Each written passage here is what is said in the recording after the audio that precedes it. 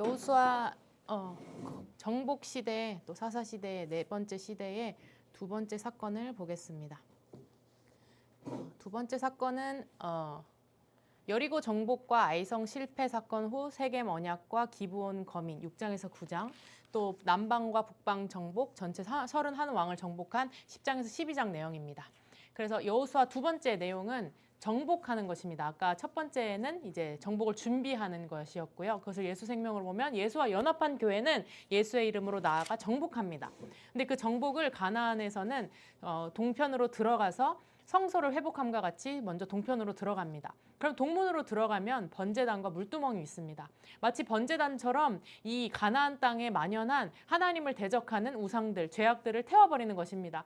이것은 겉으로 보기에는 그들만 정복하는 것처럼, 외부의 어떤 적들만 정복하는 것처럼 보이지만 아이성 실패 사건을 통하여서 그들 안에 있는 죄악도 하나님께서 정복하게 하심을 보게 됩니다. 그래서 정복은 크게 세 단계로 나뉘는데요. 먼저는 중앙을 정복하고, 그 다음에 남방을 정복하고, 그 다음에 북방을 정복하게 됩니다. 이 정복 내용을 한번 같이 보겠습니다. Q&A 한번 읽겠습니다.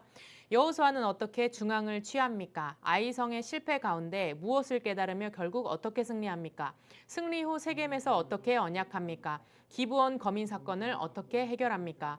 언약대로 여리고성을 취하지만 아간의 범죄로 아이성 전투에서 실패합니다. 헬렘 의미를 깨닫고 회개하여 아이를 점령하고 신명기 11장 27장에서 이미 명령하신 대로 세겜에서 화복을 선포하며 메시아를 통해 언약을 새롭게 합니다. 기브온 거민이 비록 속임으로 언약하지만 그들은 하나님의 집을 섬기는 자가 됩니다. 특별히 6장에서 9장의 내용은 중앙 정복과 또 세겜 언약, 그리고 기브온 족속과 그 언약을 맺는 사건입니다. 여호수아의 군대는 어떻게 중앙을 정복합니까?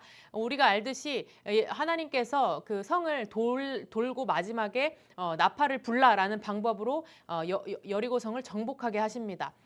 그 사건은 예수의 기준으로 본다면 바로 1장에서 5장까지 유월절이신 예수 그리스도를 먹고, 그리고 무교병처럼 우리를 위해 매장되신 예수 그리스도를 먹고, 또 초실절이신 우리를 위해 부활하신 예수 그리스도의 양식을 먹는 자들은, 그와 연합한 자들은 예수의 이름으로 예수의 복음의 나팔을 부는 것입니다. 그래서 일곱 절기에서 나타나듯이 성령을 받은 주의 교회는 마치 여호수아가 하나님의 군대 대장을 만난 것처럼 모세도 출애굽 위에서 준비되고, 그리고 바로 왕 앞에 서기 전에 하나님의 군대 장관을 만나게 됩니다. 하나님의 사자를 만나게 됩니다.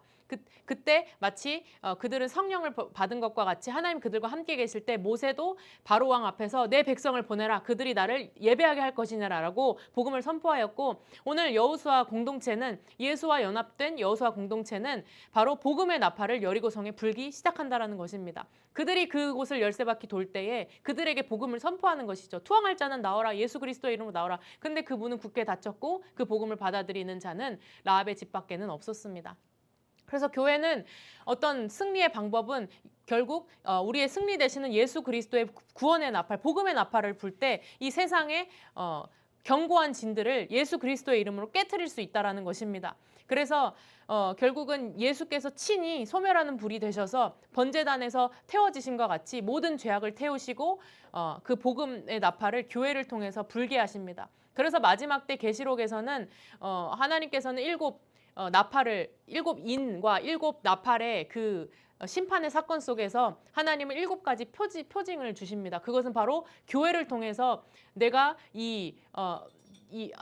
예수님의 손에 든 그 작은 두루마리를 내가 갖다 먹어버리라라고 말씀하시면서 이것이 너의 입에는 달지만 너의 배에는 쓰게 되리라라고 말씀합니다. 이와 같이 내가 많은 민족과 족속과 방언들에게 다시 예언해야 하리라라는 그런 복음의 사명을 주십니다. 그래서 이스라엘 백성들은 유월절 어린 양을 먹고 무교절이신 예수님과 매장되고 함께 예수와 부활한 자들은, 주와 연합한 자들은 이 우리에게 주신 복음의 은혜에 감격하여서 그 세상을 향해서 태우는 것과 같이, 번제단에서 태우는 것과 같이 예수의 복음을 선포할 때 이 세상 나라가 그리스도의 나라가 된다라는 사실입니다. 하나님은 그것을 오늘 이 땅의 교회에게 그 사명을 맡기셨습니다. 그래서 여리고에서 나와라 나와라 나와라 하는 복음을 선포하고 계십니다. 그래서 마지막 때까지 교회가 불러야 할 복음의 나팔은 무엇입니까? 그 멸망할 도성, 그 바벨론에서 나와라 나와라, 내 백성들아 거기서 나와라, 출애굽할 때도 내 백성을 나오게 하라라는 그러한 복음을 우리가 있는 공동체에서 선포해야 한다라는 것입니다.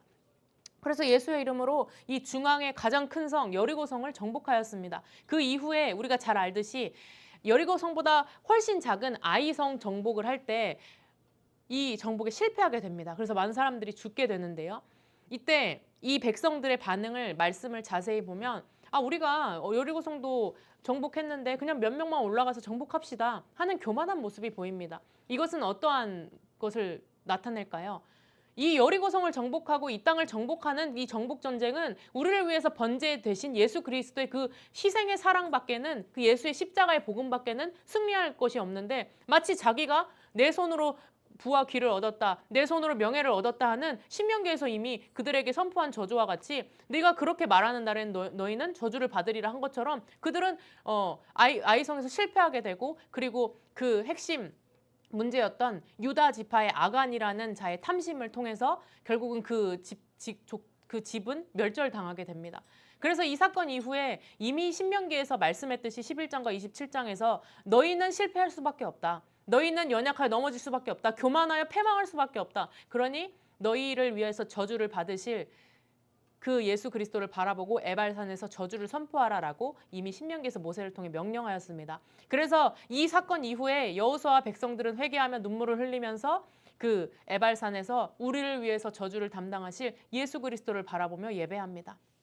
이것은 마치 사도행전에서 막 새로 태어난 예수의 교회가 그 원형적인 초대교회로서 유무상통하고 그 안에서 하나님의 사랑과 복음을 전해야 하는데, 그 안에 탐심으로 인해서 아나니아와 삽비라라는 그들의 탐심으로 인해서 그들이 죽게 되는 사건이 발생합니다. 하나님은 왜 이렇게 심하게 그들을 징계하실까요? 이 사건은 여호수아 공동체, 새로 시작되는 그 언약의 공동체에서 이 아간을 죽이는 그 참혹한 사건뿐만 아니라 또 사도행전에서도 나타날 뿐만 아니라 다윗이 하나님의 언약궤를 그 성으로 가지고 들어갈 때 세상의 방법을 사용해서 우사가 죽게 되어 그것을 베레스 우사라고 하는 그 사건에서도 나타납니다. 하나님의 공동체는 오직 예수만 바라보는 정결한 공동체, 오직 예수께서만이 우리에게 부와 귀가 되시고 오직 예수만이 우리의 생명 되신다라는, 그리고 그가 우리의 연약함까지 담당하시는, 저주를 담당하시는 분임을 고백하는 그 공동체만이 하나님께서 이 땅을 정결케 하는 그런 거룩한 신부 공동체로 사용하신다라는 것입니다.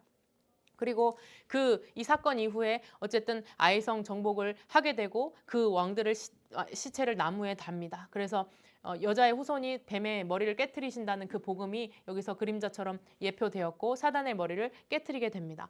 그리고 그때 아이성을 다시 점령할 때는 여호수아는 점령을 하기 끝날 때까지 그 손에 든 단창을 계속해서 들고 있습니다. 이것은 마치 출애굽기 17장에서 막 노예에서 출애굽한 자들이 아말렉과 전쟁하는 일이 발생합니다. 아말렉이 가장 연약한 자들을 공격할 때 모세의 두 손을 아론과 훌이 잡아주고 여호수아는 그 전쟁의 장소에서 그 모세의 든 손을 보고 끝까지 싸웠습니다. 그때 여호수아가 잘 싸워서가 아니라 그들을 위해서 싸우시는 여호와 니시를 경험하게 됩니다. 그래서 여호수아는 자기가 전쟁도 할 수 있지만 그 여호와를 바라보는 마음으로 끝까지 아이성을 점령할 때까지 하나님을 향한 그 기도의 손을 내리지 않았다라는 것입니다. 그래서 그 에발산에서 다시 언약을 갱신하고 우리에게 이 땅을 주실 그 언약, 아브라함에게 주신 언약, 모세에게 주신 언약을 다시 한번 갱신하게 됩니다. 그리고 10장에서 12장은 이 사건이 있는 이후에 갑자기 기브온 사람들이 먼 데서 온 것처럼 꾸며서 이 여호수아 군대와 조약을 하는 일이 발생합니다. 물론 하나님께 묻지 않고 그들과 조약을 한 것이 문제가 될 수 있으나 하나님은 그것보다는 그들도 들어와서 나무 패는 자, 물 깃는 자로 하나님의 성전을 섬기는 자로 하나님의 집을 섬기는 자로 그들도 초청하시고 계십니다. 그래서 이것은 라합이든지 여리고성의 라합이든지 기브온 거민이든지 상천하지의 하나님, 그들을 출애굽하신 하나님, 광야에서 40년간 먹이시고 신발이 해지지 않게 하신 그 하나님, 그 유월절 어린 양이신 예수 그리스도의 복음을 듣고 투항한 자는 이방인이라 할지라도 하나님을 집을 섬기는 자들로 초청하고 계신다라는 것입니다. 그래서 이 기브온 거민과 조약했기 때문에 그 사건 때문에 연속선상에서 남방 다섯 왕이 동맹을 하여서 이 배신자들 하면서 이제 여호수아 군대를 공격하려고 일어나기 시작합니다. 그런데 오히려 하나님은 이것을 역전의 계기로 만드셔서 남방을 하나하나 공격하면 얼마나 많은 시간이 걸리겠습니까? 그런데 하나님은 이 사건을 통해서 한 번에 그들을 정복하게 하시고, 특별히 여호수아는 몇 장이죠? 10장 24절에서 함께 10장 24절을 읽어보겠습니다. 이 남방 정복에서 가장 중요한 것은 10장 24절입니다. 읽겠습니다. 그 왕들을 여호수아에게로 끌어내매 여호수아가 이스라엘 모든 사람을 부르고 자기와 함께 갔던 지휘관들에게 이르되 가까이 와서 이 왕들의 목을 발로 밟으라 하매 그들이 가까이 가서 그들의 목을 밟으네. 여호수아가 그들에게 이르되 두려워하지 말며 놀라지 말고 강하고 담대하라. 너희가 맞서서 싸우는 모든 대적에게 여호와께서 다 이와 같이 하시리라 하고, 여호수아는 특별히 일부러 그 지휘관들을 데리고 와서 이 왕들의 목을 발로 밟으라라는 퍼포먼스를 하게 합니다. 이것은 무엇일까요? 그 지휘관들로 하여금 창세기 3장 15절에 주신 여자의 후손이 뱀의 머리를 깨뜨린다라는 그 약속을 너희도 바라보고 믿음으로 밟으라라는 것입니다. 하나님께서는 친히 모세의 수종자인 여호수아를 부르실 때 강하고 담대하라라고 1장에서 말씀하시면서 내가 밟는 이 모든 땅을 내가 너에게 주리라라고 약속하십니다. 여호수아도 믿음으로 그 땅을 밟았고, 여호수아의 믿음을 따라서, 그러니까 여호수아가 예표하는 예수 그리스도를 따라서 그의 몸된 교회도 함께 가나안 땅으로 성소로 들어가게 된다라는 것입니다. 그래서 이 왕들의 목을 발로 밟으며 우리를 위해서 이 땅을 주시고 사단의 머리를 밟으실, 그가 친히 번제가 되어서 완전히 태우실 그 예수 그리스도를 바라보게 했다라는 것입니다.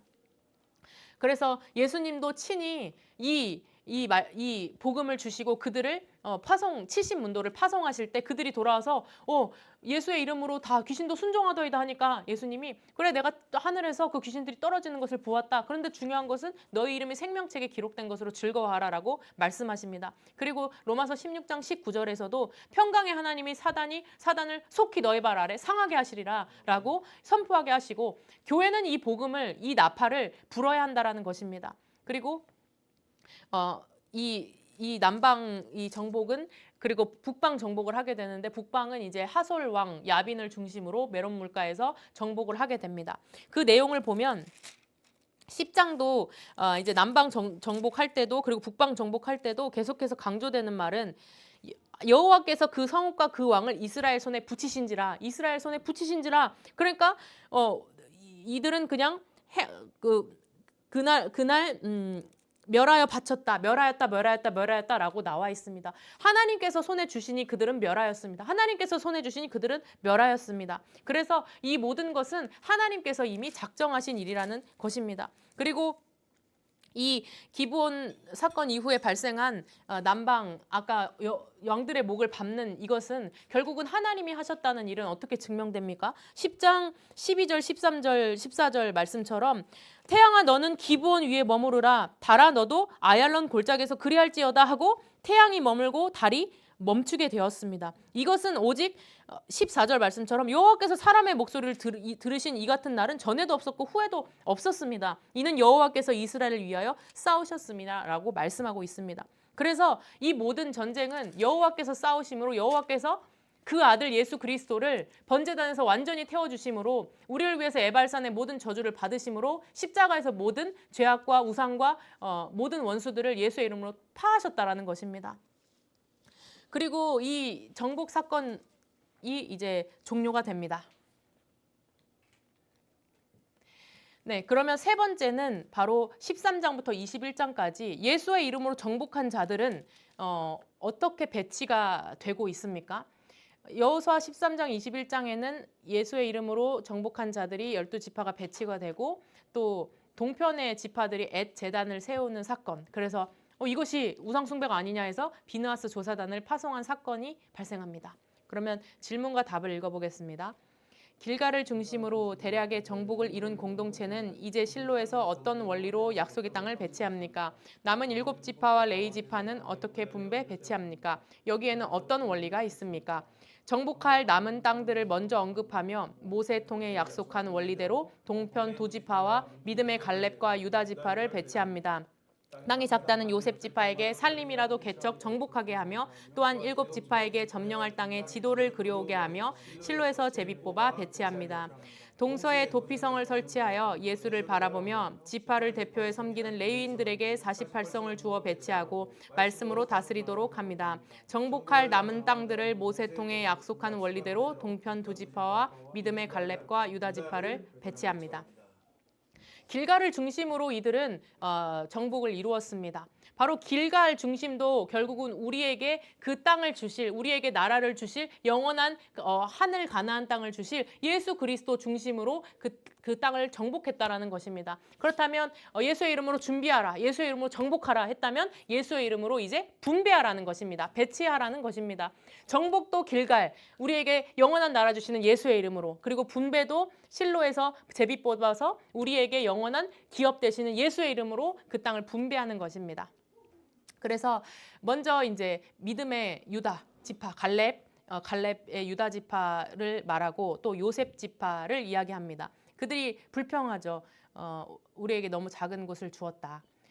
그런데 이것을 예수의 생명으로 보겠습니다. 아까 얘기한 것처럼 길갈 베이스 캠프를 중심으로 예수의 이름으로 우리에게 나라를 세우게 하시는 영원한 하늘 도성을 주시는 예수의 이름으로 정복하라. 그리고 분배도 배치도 우리에게 영원한 성소 되시는 예수의 이름으로 가나안 성소의 모든 지역을 배치하라는 것입니다.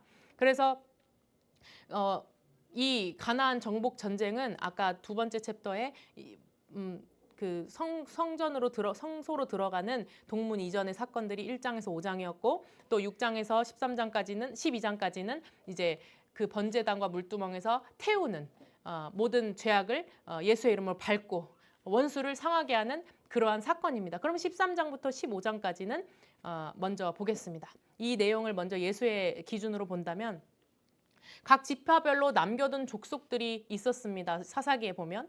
그래서 아직 다 정복한 것 같이 보이지만 아직 남아있는 부분들이 있었습니다. 그래서 예수의 이름으로 이 부분들을 취하라고 여호수아가 그들에게 배치한 것입니다. 오늘날의 교회에도 우리가 정복한 곳이 있지만 아직 정복되지 않은 곳들도 우리에게 주셔서 하나님의 예수의 이름으로 그곳에 있는 자들, 대학가에 있는 자들도 여호와를 예배하게 하라, 내 백성을 보내라 하는 그러한 사명 우리에게 남겨두셨다라는 것입니다. 그런데 그들을 끝까지 진멸하지 않은 결과로 사사기에서는 여호와의 전쟁을 알지 못하는 다른 세대가 등장하게 됩니다.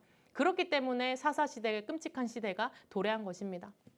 그래서 그때 단지파는 기업을 버리고 북쪽 라이스로 올라가게 됐고 또 사사시대에 이제 블레셋이 계속 점령하는 삼손이 많이 이렇게 막아두지 않았다면 삼손이 자신을 희생해서 하지 않았다면 완전히 이스라엘 먹혀버리는 그러한 암흑의 시대로 들어가게 됩니다. 그래서 다윗이 블레셋의 골리앗의 머리를 깨트리는 사건들이 발생한 것입니다. 그래서 이 진멸 전쟁은 예수의 이름으로 배치하는 이유는 정복하지 못한 지역을 이야기하는 이유는 우리가 이것을 경계하고 경성하지 않으면 결국은 잡아먹히게 되는 그러한 사건들이 발생한다라는 것입니다. 신약에서도 바울은 자기가 또 디모데를 세우고 디도를 세우고 또 에바브로디로를 세우고 각 지역에 그들을 배치합니다. 왜 그렇게 합니까? 충성된 증인들을 통해서 소아시아 지역과 그 선교 여행에 갔던 모든 지역들의 진리의 복음, 바른 복음을 수호하고 선포하게 하기 위함입니다. 특별히 골로새 교회에도 그 안에 거짓 교사들과 거짓 사상들이 흘러 들어왔습니다. 그래서 이것을 경계하라. 그리고 그리스도 예수의 복음을 가르치라. 디모데에게도 너는 배우고 확신한 일에 거하라라고 선포하고 있습니다. 그 배우고 확신한 일에 거하라라는 것은 무슨 뜻일까요? 남은 지역을 정복하라. 아직 구원받지 못한 자들에게 나아가서 복음의 나팔을 불어라. 라합과 같이 또 기브온 거민과 같이 가능성 없는 자들이지만 그 상처나지 하나님의 복음을 듣고 나올 자들이 있다라고 말씀하고 있다라는 것입니다. 그리고 14장 15장에서는 갈렙의 그 유명한 이 산지를 내게 주소서라는 그런 사건이 발생합니다. 이것은 갈렙이 그냥 믿음으로 고백한 1차적인 그런 고백이 있지만 그가 헤브론을 점령한 것은 아낙 자손이 거하는 헤브론을 점령한 것은 결국 유다 지파에서 나실 예수 그리스도의 왕의 등극을 준비하는 것입니다. 그래서 유다 지파의 왕으로 오실 예수님을 예표하는 다윗은 먼저 헤브론에서 왕이 되고 그리고 예수님의 공생의 사역과 같이 헤브론에서 다윗은 7년 동안 이제 하고 또 예루살렘으로 가게 됩니다. 이것은 예수님의 공생애를 통하여서 결국 영원한 새 예루살렘의 왕이 되시는 예수 그리스도를 예표하고 있습니다. 그 길을 오늘 믿음으로 내가 내 나이 80일지라도 이 산지를 내게 주소서, 약속한 땅을 내게 주소서 고백하는 갈렙을 통해서 영원한 새 예루살렘 성 믿음으로 예비하고 있다는 것입니다. 오늘 우리가 이 땅에서 하는 모든 사역들은, 예수의 이름으로 하는 사역들은 작으나 크나 다 영원한 새 예루살렘 성 그 한 성을 바라보는 믿음의 여정입니다. 그렇다면 오늘은 우리의 나이와 우리의 재정과 우리의 모든 환경들을 뛰어넘어서 약속한 땅을 우리에게 하늘에서 이루신 그 뜻을 오늘 이 땅에 이루어 주시옵소서라는 그 주기도문의 고백을 우리는 오늘 하고 있습니까?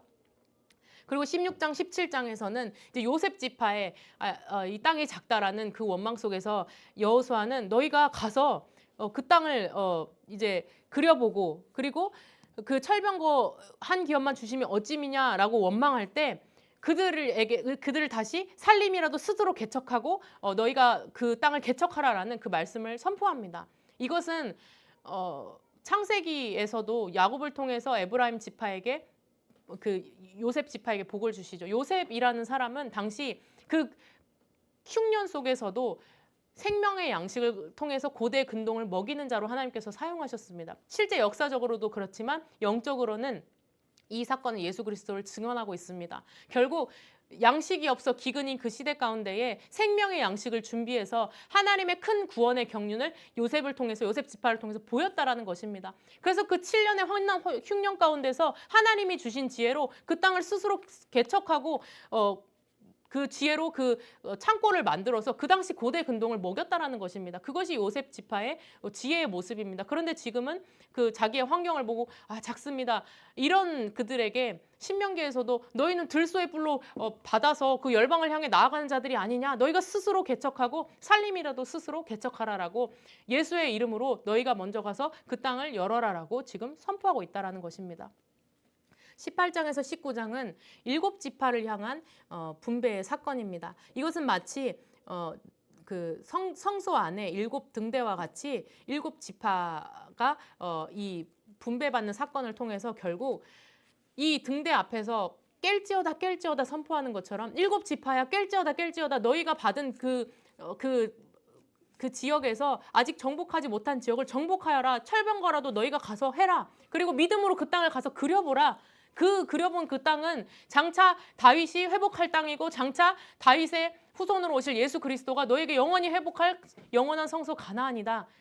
천국 가나안이다라고 말씀하시면서 7등대와 같이 7지파를 깨우고 계십니다. 그리고 20장, 21장에서는 이미 신명기에서 말씀한 그 도피성에 대해서 이제 배치를 합니다. 부지 중에 살인한 자와 같은 우리를 위해서 어디든지 달려갈 수 있도록, 어디든지 예수 그리스도를 찾을 수 있도록 도피성을 예비하고 계십니다. 그리고 도피성에 피한 자는 대제사장이 죽기까지 그 성에 거주하다가 대제사장이 죽으면 집으로 돌아갈 수 있습니다.